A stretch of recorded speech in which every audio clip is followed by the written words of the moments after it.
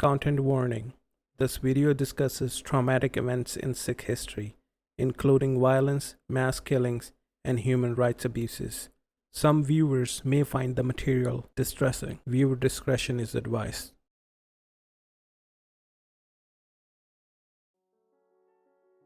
In 1947, weakened by Second World War, Britain decided it could no longer hold India.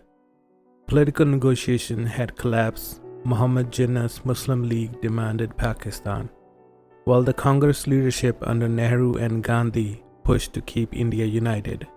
Months of negotiations and discussions led to no real solution, and to end the deadlock, a decision was made to separate British India into Pakistan and India. The British sent Lord Mountbatten to supervise the transfer of power. Even though no borders had been drawn to create those borders, they brought in Sir Cyril Radcliffe, a man who had never been to India, and gave him just 5 weeks to divide Punjab and Bengal using census data and religious population percentages. On August 14th, Pakistan became a new country, and India gained its independence on August 15th. A wave of celebrations swept through the country. Everyone was happy for finally breaking free from the British rule, but the celebrations would be cut short for the people of Punjab and Bengal. Radcliffe finished making the new maps on August 12, but Mountbatten revealed the new borders only after independence on August 17th. Millions who had celebrated freedom suddenly discovered they were living in the wrong country. The rushed decisions triggered panic, mass displacement, and one of the bloodiest migrations in human history. The fate of the millions decided by a few men who had no regard for ground reality. Millions of Punjabi and Bengali people had to leave everything behind on a moment's notice. Their land, their homes, their possessions, everything. What followed was the extreme violence by different mobs that targeted the refugee caravans. The attacks were so widespread that many families carried poison for their children and women so that they wouldn't suffer. In some documented cases, people performed honor killings so their young daughters wouldn't be subjected to horrific outcomes. Some girls would even beg their families to kill them rather than let the attackers take them. Around 2 million people died during partition due to violence and communal riots. So were the conditions brought to reality by the actions of these so-called leaders.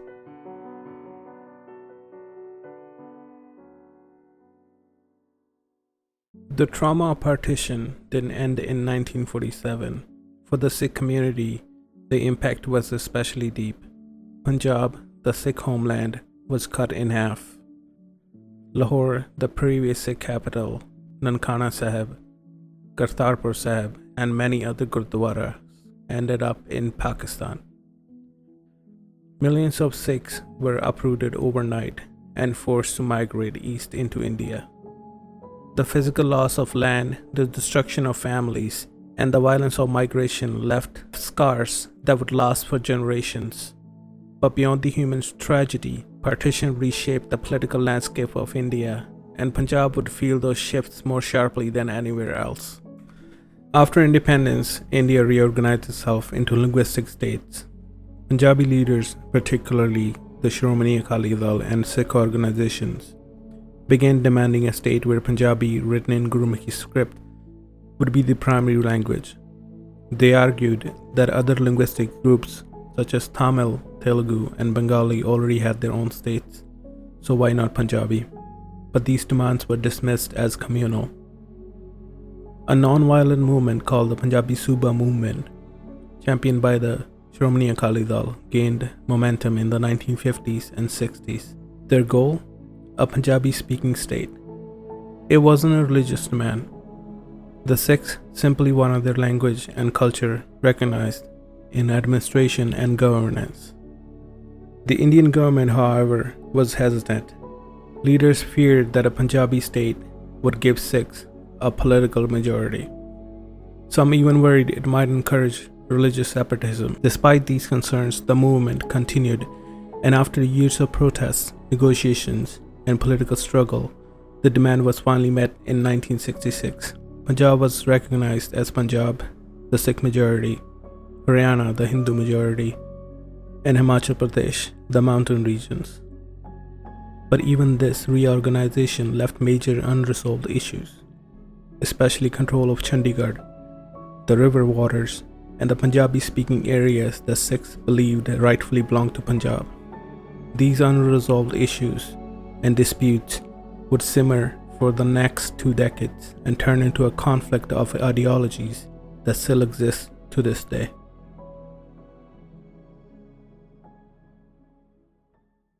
In the late 1960s and 70s, India launched the Green Revolution, a series of agricultural reforms aimed at increasing food production to ensure national self-sufficiency and mechanizing the agriculture industry. Punjab became the heart of this transformation. Its fertile lands and intensive farming methods turned the state into India's breadbasket, producing record harvests of wheat and rice. The Sikh community, forming a large portion of Punjab farming population, played a central role in this success. Modern technologies, high-yield seeds, chemical fertilizers, and expanded irrigation enabled many families to achieve unprecedented prosperity. Villages that had once struggled with food scarcity now produce more than they could consume, and Punjab's farmers gained national recognition for their productivity. But the Green Revolution also brought significant challenges. While wealthier landowners benefited greatly, smaller farmers often could not afford new technologies. Debt and dependence on loans grew, creating a divide between rich and the poor farmers. Intensive use of chemical fertilizers and irrigation increased costs and sometimes damaged the soil. Crops became more dependent on expensive inputs, leaving many farmers financially vulnerable. Rural youth, even in relatively prosperous families, faced limited economic opportunities.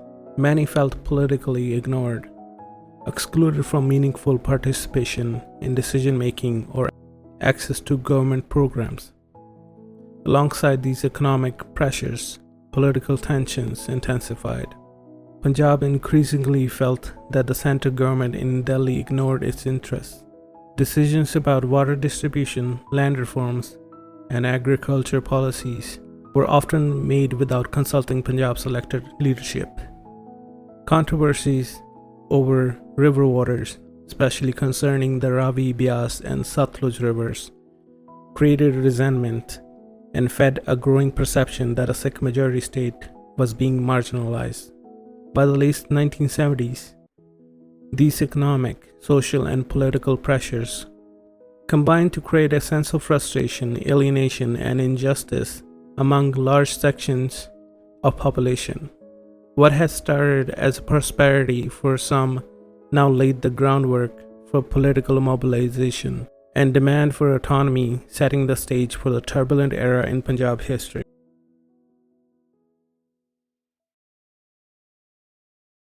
In 1973, Shromani Akali Dal, the main Sikh political party in Punjab, drafted the Anandpur Sahib Resolution.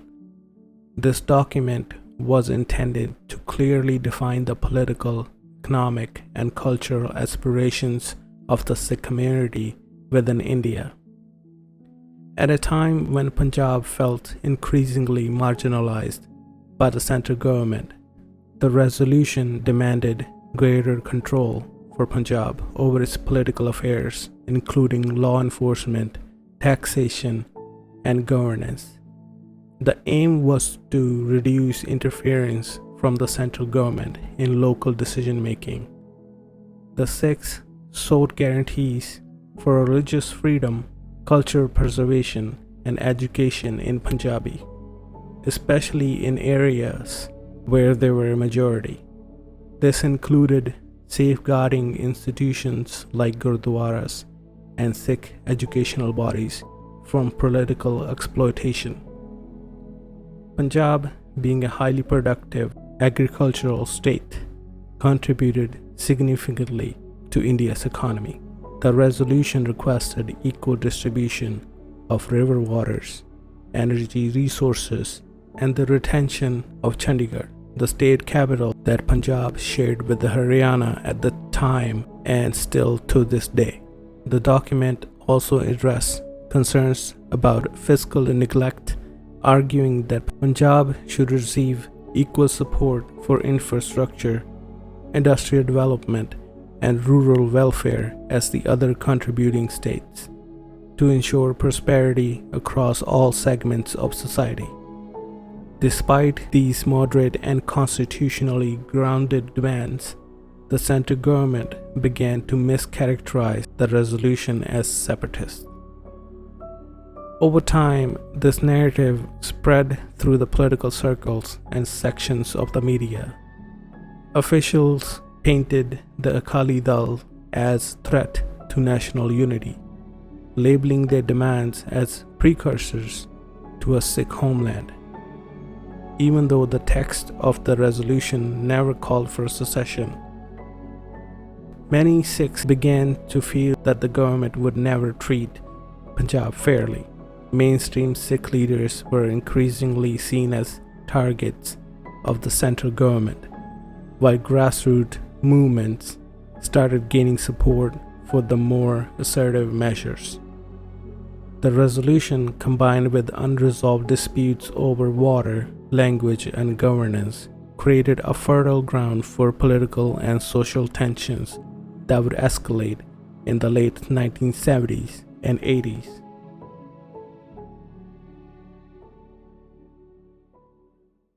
During the 1970s, Indian politics was turbulent. Indira Gandhi's emergency had undermined trust in central government, especially in northern states like Punjab. In this environment, Sant Jarnail Singh Bhindranwale, a charismatic Sikh preacher, began gaining prominence. He became a leader in his own right, rallying Sikhs across Punjab. He spoke passionately about defending Sikh rights and identity, condemning social issues like drug abuse, forced conversions, and police brutality, challenging government overreach in religious and political matters. He quickly became a symbol of resistance for rural Sikh youth, many of whom felt ignored, humiliated, or marginalized by the system. His rise alarmed Delhi, which began labeling the entire Sikh community as extremist, heightening fear and polarization. By the early 1980s, Punjab had become center of a political and social storm. What began as a demand for rights and autonomy escalated into an environment of mistrust, suspicion, and confrontation. In 1982, the Akali Dal launched the Dharm Yudh Morcha, a non-violent protest demanding implementation of the Anandpur Sahib resolution. Thousands of Sikhs participated peacefully, courting arrest to push their case. Yet the central government responded with mass arrests and police crackdowns, convincing many Sikhs that peaceful protest was being criminalized. National media increasingly portrayed Sikh activism as extremist, something they still do time to time. Simple religious slogans or cultural expressions were misrepresented as separatist propaganda. This fueled nationwide fear and prejudice, further isolating Punjab politically and socially. By 1983, the incidents of violence had begun to occur in Punjab, but these were often exaggerated and some even staged by Delhi government for political purposes. Even minor clashes were used to justify blanket suspicion and harsh security measures, creating a climate in which ordinary Sikhs were increasingly targeted. In April 1983, Deputy Inspector General A.S. Atwal, a senior Indian police officer, was assassinated inside the precincts of the Golden Temple in Amritsar, one of Sikhs' holiest sites. This incident sent shockwave across India and was immediately seized upon by the central government to justify stricter measures in Punjab. Atwal's killing occurred during a period of heightened tensions, when the Golden Temple had already become a hub for political activism. The central government alleged that radical elements were using the temple complex as a militant base, framing the assassination as evidence that Sikh leadership had lost control over the holy site. However, despite the assassination, thousands of pilgrims continued to visit daily, performing religious rituals without incident. Most of the Akali Dal leadership and ordinary Sikhs condemned the killing, but their action would be in vain. Security in and around the temple had been inconsistent, with the government itself partly responsible for creating an environment where such incidents could occur. But Delhi used the killing to portray the Golden Temple as center of armed rebellion, amplifying fear and justifying increased military and police presence. Many Sikhs felt unfairly targeted. The majority, who had nothing to do with the violence, were suddenly associated with terrorism. In October 1983, the central government dismissed Punjab's elected government and imposed President's rule, taking direct control of the state. For many Sikhs, this marked a turning point. Delhi no longer trusted local leadership, relying instead on force and administrative oversight. Allegations of disappearances, torture, and harassment increased dramatically. Despite ongoing discussions, key issues like water sharing, Chandigarh, and Sikh rights remained unresolved. Meanwhile, the central government secretly planned a military operation inside the Golden Temple, moving troops and restricting media access. By mid-1984, Punjab felt like a state under siege, with tensions reaching a breaking point.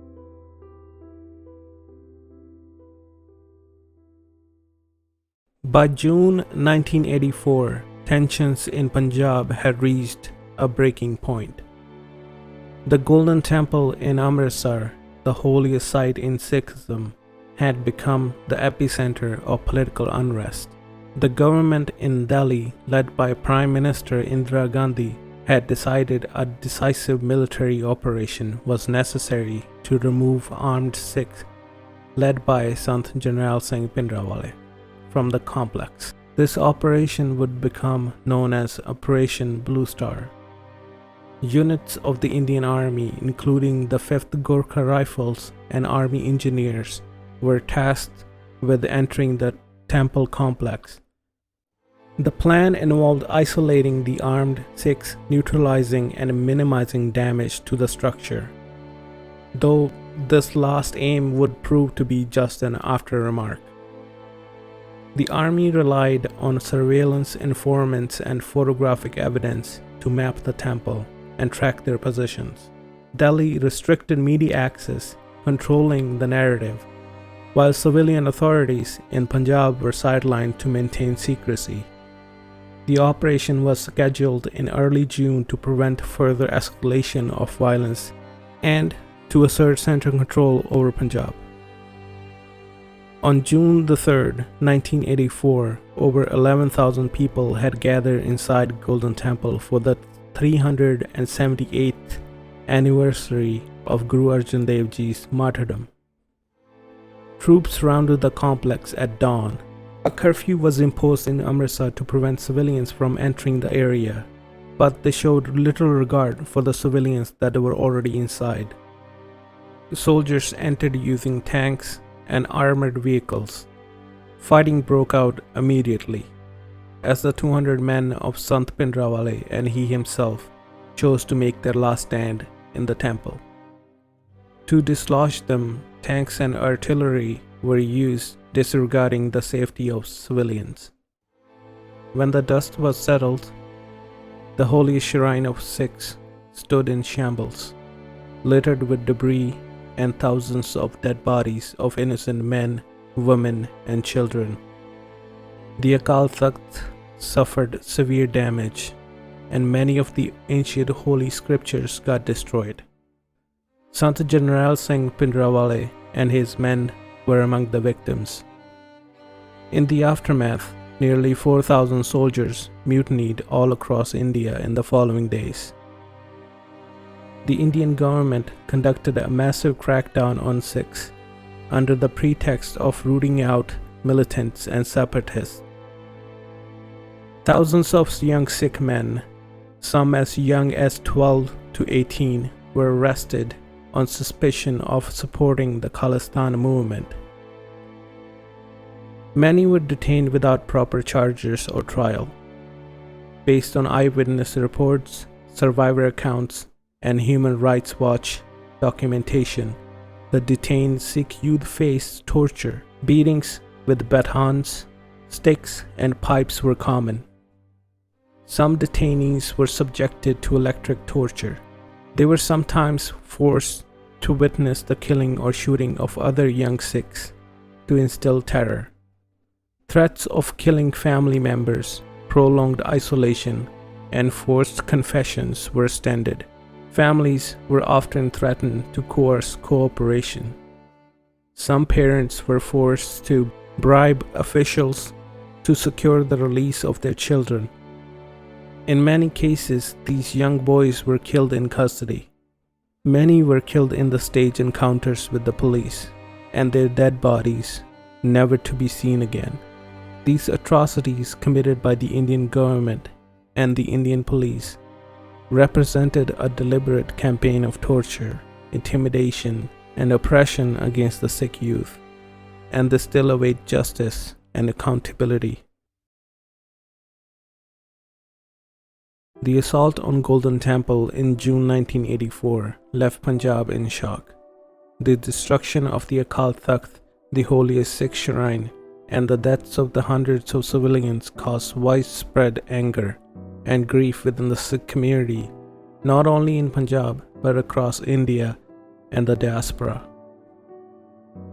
Many Sikhs saw the operation as a violation of their faith, and Sant Bhindranwale became a martyr in the eyes of his supporters and Sikh population at large.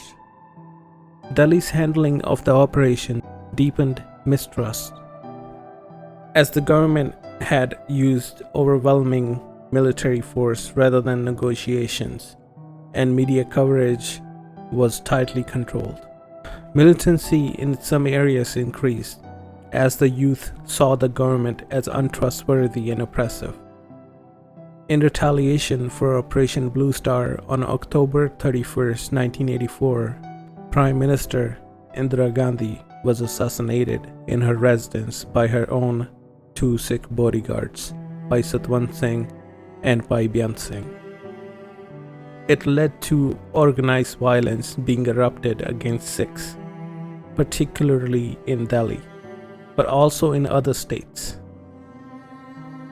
Sikh homes, businesses, and gurdwaras were attacked by mobs led by some prominent leaders from the ruling Congress party: Sajjan Kumar, Jagdish Titler, H.K.L. Bhagat, Lalit Makkan, Ram Kumar Jain, Ratan Lal were among the many alleged culprits, many of whom have never been prosecuted properly.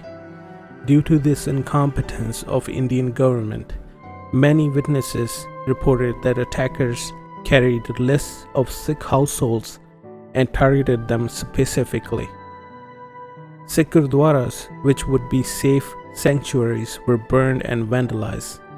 Around 8,000 Sikhs were murdered in cold blood on the streets of Delhi and other states. Thousands were injured either by stabbings, beatings, or being burned alive in their homes and streets. The first official estimate of casualties in Delhi was only 325 killed. The Hindustan Times reported these numbers on November 11, 1984. However, 3 years later, the official death toll was said to be 2,733, leaving over 1,300 widows and 4,000 orphans. Besides, more than 50,000 Sikhs also left Delhi after the attack. The Sikh victims in Delhi had actually nothing to do neither with the militancy in Punjab nor with the assassination of Indira Gandhi. Quite on the contrary, many of them had been close supporters of the Congress. Many of these Sikhs had migrated from West Punjab in Pakistan during partition. During the riots, victims were carefully discriminated against on the basis of gender and class. The main targets were the low-class Sikh males between 20 and 50 years of age of the poor East Delhi Trans-Jamuna localities. Women were also subjected to violence, mainly in the form of rape. The survivors, mainly widows, orphans and old people, went to relief camps, gurdwaras and relatives' houses, but the Indian state refused to take adequate measures to provide relief to survivors. The eyewitness testimonies of survivors recount mobs chanting slogans and specifically targeting Sikhs while ignoring others. Women being assaulted, children being killed, and families burned alive. This was a systemic violence against the Sikhs. According to some eyewitnesses, there was a coordination between the mobs and the local authorities, with police often failing to intervene or even participating in attacks. Vehicles were reportedly provided to mobs in some areas to transport attackers quickly between neighborhoods. In Delhi and other affected cities, entire Sikh neighborhoods were emptied as residents fled for safety. Many sought refuge in Punjab and other areas perceived as safer. In the years following 1984, the Indian state carried out Operation Black Thunder in 1986 and 1988, again entering the Golden Temple complex to remove armed Sikhs. Unlike Operation Blue Star, these operations were led by police and special forces rather than the army, avoiding heavy weaponry and resulted in minimal damage to the shrine. The 1988 operation in particular ended with surrenders, demonstrating that the complex could be cleared without large-scale destruction. At the same time, across Punjab, counterinsurgency operations intensified. Human rights investigations later documented widespread abuses, including detentions, custodial torture, stage encounters, and the illegal cremation of bodies by police without identification or notification to the families. In districts such as Amritsar, thousands of unidentified or unclaimed bodies were secretly disposed of, erasing evidence and denying families the right to know the fate of their loved ones. These practices were later acknowledged by official inquiries, yet accountability remained limited, reinforcing the perception that justice after 1984 was deliberately delayed and systematically denied.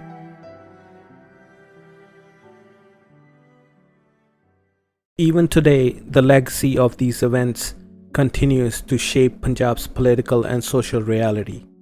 Long-standing disputes over river waters, Chandigarh, and federal control remain unresolved, reinforcing the feeling that Punjab's interests are routinely sidelined by the central government. The Green Revolution left Punjab in a dire situation. It has faced a serious agricultural crisis for decades, including the tragic loss of many farmers who took their own lives under crushing debt and pressure. Official figures show hundreds of farmers and farm workers' suicides in recent years, with about 174 reported in 2023 and over 1,000 in total from 2017 to 2021. Independent surveys conducted by 3 Punjab universities suggest the true toll since the early 2000s may be much higher, with more than 16,000 farmers and agricultural laborers' suicides recorded between 2000 and 2016, averaging over 1,000 per year, far more than government data alone reflects. Decades of intensive wheat and rice farming, heavy chemical use, and monocropping degraded soil fertility and destroyed a natural balance in the land. Even more severe was the impact on groundwater. Rice cultivation, pushed by national policy despite Punjab's unsuitable climate, led to the uncontrolled extraction of groundwater through millions of tube wells. As a result, water tables across Punjab have collapsed, with most districts now classified as overexploited or critical. Farmers are forced to drill deeper every year, increasing costs, debt, and dependence on electricity and loans.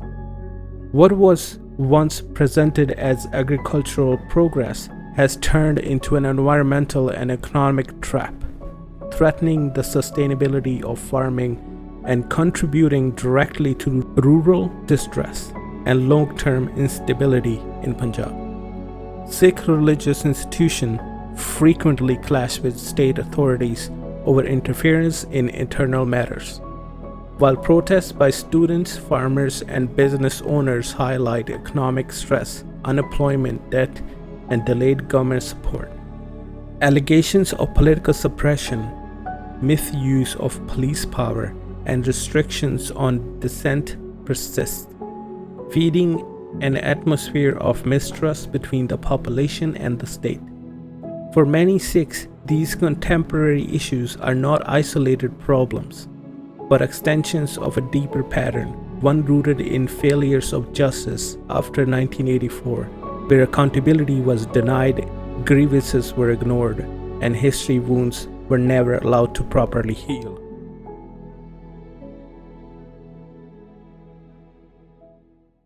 As a Sikh, I cannot forget what our community endured. From partition in 1947 to the tragedies of 1984 and what is happening in the current day. These were not accidents of history, they were failures, and in many cases deliberate acts of the Indian state. The Anandpur Sahib resolution, a plea for our rights and identity, was ignored and misrepresented. The Green Revolution poisoned our land and water for a promise of prosperity that benefited the nation but hollowed out Punjab. Operation Blue Star was a storm unleashed on our holiest shrine, killing innocent civilians and desecrating our sacred spaces.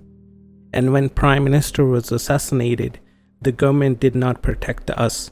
Instead, organized mobs were allowed to murder thousands of Sikhs, burn our homes, and destroy our businesses, while the state turned a blind eye.